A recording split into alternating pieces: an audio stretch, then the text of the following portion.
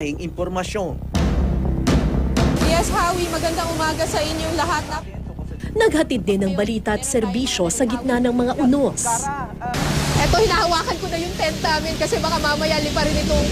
Mga kapuso, nandito ako ngayon sa Sagbayan, Bohol. Ito yung epicenter ng lindol. Maraming salamat po sa Gandingan. Sa mga nakalipas na taon, tumanggap din ng mga pagkilala. At yan po news to go, diretsahang pagbabalita. Diretsahang pagtatanong. Isang kabanata man ang natuldukan. Hindi rito magtatapos ang aming serbisyong totoo. Sa ngalan ng makabuluhang pagbabalita, ako po si Howie Sabrin. Nangangailangan sila ng... At ako po si Cara David. Mula sa lahat ng bumubuo ng News to Go, ang aming taus-pusong pasasalamat sa 8 taon ninyong pakikipagbalitaan, mga kapuso.